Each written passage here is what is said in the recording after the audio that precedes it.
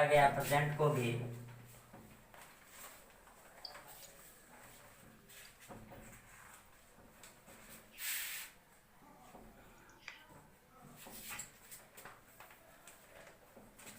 Present indefinite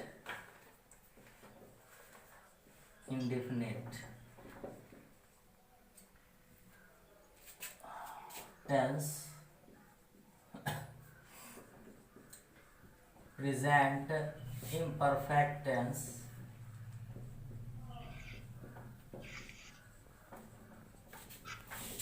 present perfect tense,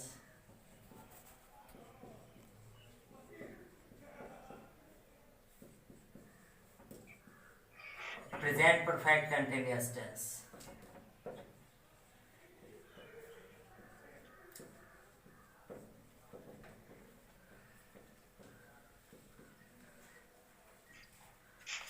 एक बार मैं फिर से एक्सप्लेन कर देते हैं। प्रेजेंट टेंस यानी वर्तमान काल हुआ, इसके 4 भाग होते हैं, यानी प्रत्येक टेंस को 4 भाग में बांटा जाता है।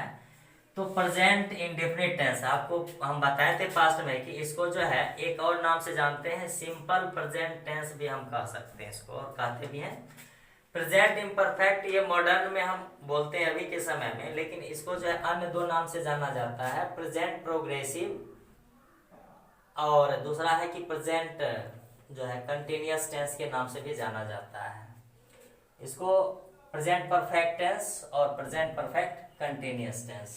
तो ये हो गया आपका पहला भाग, ये हो गया आपका सेकंड, थर्ड और ये हो गया फोर्थ। ये फोर्थ पार्ट हो गया। तो हम पहला चलेंगे प्रेजेंट इंडेफिनिट टेंस की ओर।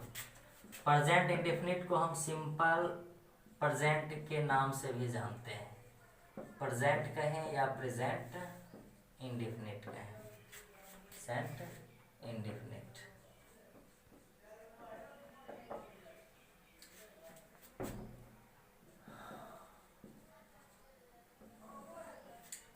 इंट्रोडक्शन हम लेते हैं।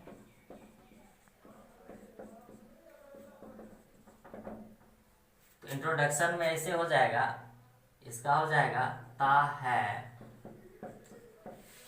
ती है, ते हैं, ती हूँ, ता हूँ, etc। जब सेंटेंस यानी हिंदी वाक्य अंत में जो है आपको लगा रहेगा मुख्य क्रिया के अंत में ता है, ती है, ते हैं, ती हूँ, ता हूँ, तो आप समझ जाएंगे कि यह कौन सा टेंस का है, सिंपल प्रेजेंट या प्रेजेंट इंडेफिनिट। इसको हम ऐसे भी डिफाइन कर सकते हैं, the last main verb of Hindi sentence ता है, ती है, ते हैं, ते हूँ, ता हूँ, etc use is called simple present tense. अब इसका स्ट्रक्चर हम देख लेते हैं, सब्जेक्ट प्लस V1 या V5 ऑब्जेक्ट और यहाँ फुल स्टॉप। अब हम ये जानेंगे कि कहाँ जो है वर्ब का पहला रूप यूज होता है और कहाँ जो है वर्ब का 5वां रूप यूज होता है। तो इससे पहले हम जान लेते हैं V1 is called plural verb, plural verb. Example लेते हैं, गो, कम, रीड, टीच, स्पीक, etc। ये सब आपको जो है ना यानी क्रिया के मूल रूप को यानी प्रथम रूप को हम क्या कहते हैं, प्लुरल वर्ब कहते हैं। और देखिए हम जानते हैं कि यू, वी, दे प्लुरल में, प्लुरल नाउन, ये सभी के साथ क्रिया का प्रथम रूप यानी वर्ब 1 यूज होता है। इतना जान चुके हैं। उसके बाद हम जानेंगे कि V5, तो हम ये भी लिखते हैं डेफिनेशन कि V5 is called singular verb. अब इसका भी एग्जांपल लेते हैं।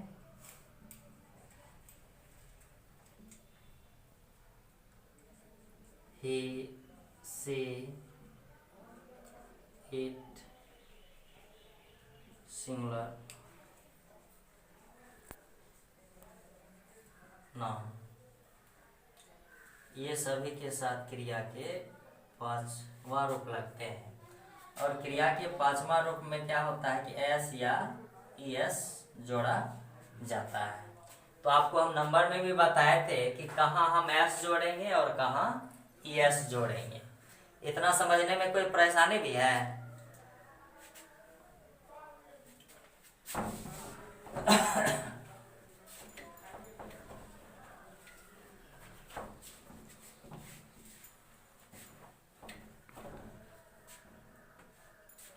अब हम एग्जांपल लेते हैं। जैसे रहेगा कि मैं खाता हूँ, छोटा छोटा वाक्य से ले रहे हैं। सर सिंगुलर वर्ब के नीचे क्या लिखा है? सिंगुलर वर्ब के नीचे ये सब ये, अरे यही ना पूछ रहे हैं। हाँ सर, ये पूरा बता दे। सिंगुलर वर्ब के नीचे है आपको ही, सी और ये सब के साथ आपको जो है 5वां रूप लगता है। कौन सा रूप लगता है? 5वां। अब जैसे कि हम इसका एग्जांपल लेते हैं, जैसे कि V5 है तो इसका लेते हैं। तो जैसे कि यहाँ पर यदि हम चलते हैं गो, तो गो का 5वां रूप क्या हो जाता है? गोज। और कम का 5वां रूप क्या हो जाता है? कम्स। और रीड का 5वां रूप क्या हो जाता है? रीड्स। और टीच का 5वां रूप क्या हो जाता है? Teaches, etc। तो ये आपका जो है सिंगुलर वर्ब यानी क्रिया जिसमें एस या ईएस लगा रहेगा उसको सिंगुलर वर्ब कहेंगे। और सिंगुलर वर्ब का यूज किसके साथ होता है? तो वो मैंने यहाँ पे लिख दिया हूँ कि इसके साथ ये लगता है। ही, सी, इट और सिंगुलर नाउन, ये सब के साथ जो है क्रिया का 5वां रूप लगता है। और क्रिया के 5वां रूप को ही हम क्या कहते हैं? सिंगुलर वर्ब कहते हैं। क्रिया के 5वां रूप को क्या कहते हैं? सिंगुलर वर्ब कहते हैं। अब समझने में कोई परेशानी भी है? अब देखो यहाँ पर है कि मैं खाता हूं, तो क्या हो जाएगा? आई ईट। और तो इसके साथ जो है आप डज का प्रयोग कर सकते हैं। और यहाँ नियम ही है। एग्जाम्पल,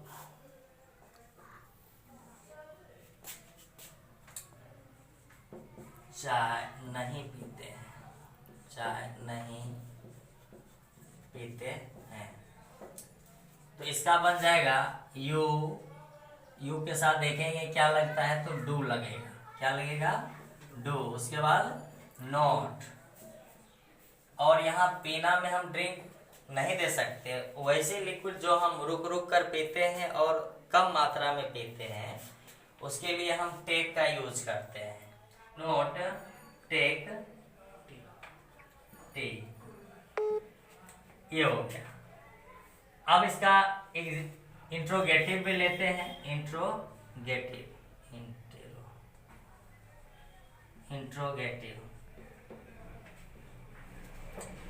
सेंटेंस में इसमें हम क्या करेंगे कि डू या डज पहले रखेंगे। डू या डज पहले रखेंगे, उसके बाद सब्जेक्ट,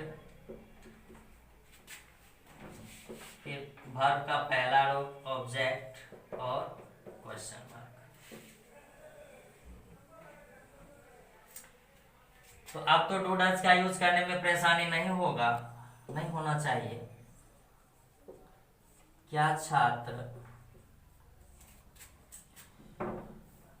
शिक्षक के लिए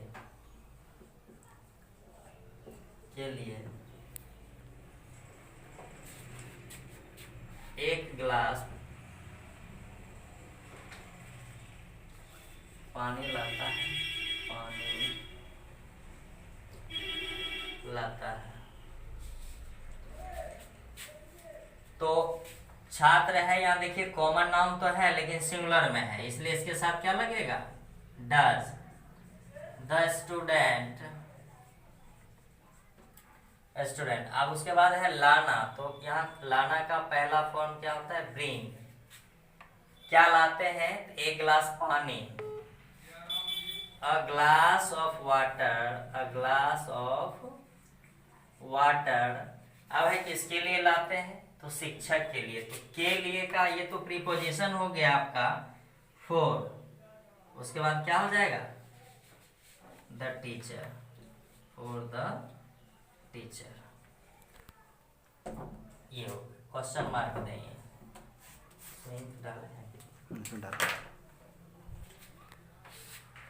अब हम आगे बढ़ते हैं। यहां ही हम डोंट या डजंट लिख सकते हैं। Doesn't, subject, V1, object, question mark. ये हो गया। अब है क्या राधा वाटिका में फूल नहीं तोड़ती है?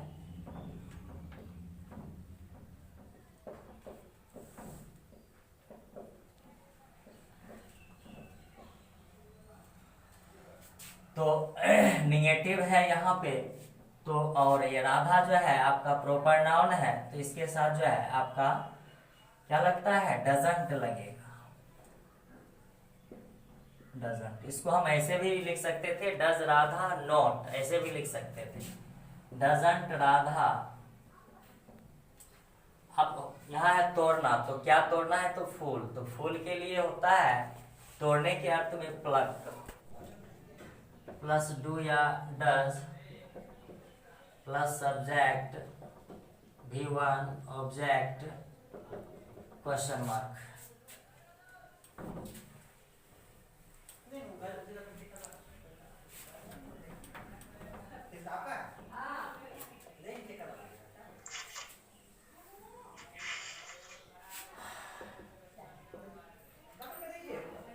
वह मेरे यहाँ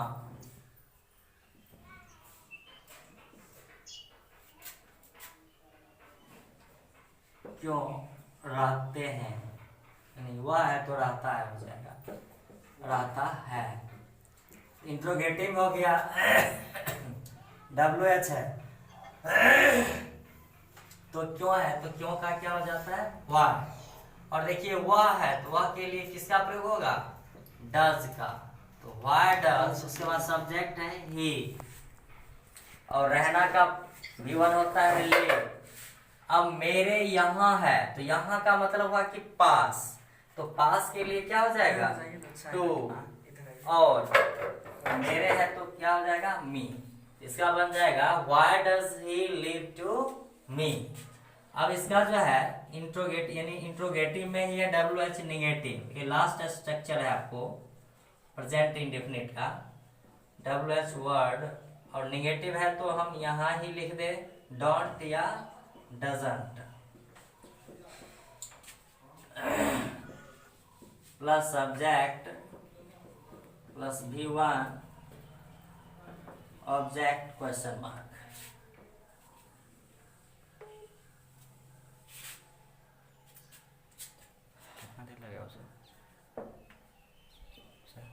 हम लोग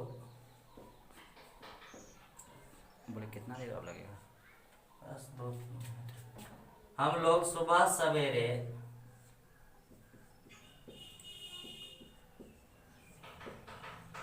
क्यों नहीं जगते हैं?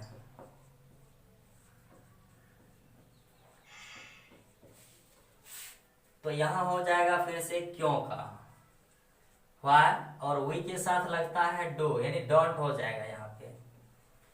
डोंट सब्जेक्ट हो गया हम लोग, तो वी, और जगना का हो जाता है गेट अप या वेक अप भी दे सकते हैं हम, दोनों में से कोई भी दे सकते हैं, वेक अप। अब है सुबह सवेरे, सुबह सवेरे का हो जाता है early in the morning, early in the morning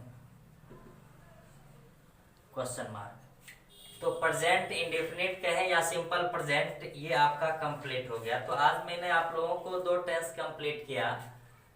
previous में था आपका पास्ट परफेक्ट कंटिन्यूअस टेंस, और अभी जो आपको बताएं उसके बाद प्रेजेंट इंडेफिनिट टेंस। तो ये सब का जो एक्सरसाइज आप सॉल्व करेंगे, और जहां भी जो प्रॉब्लम होगा फिर नेक्स्ट क्लास में आप सॉल्व करवा लेंगे।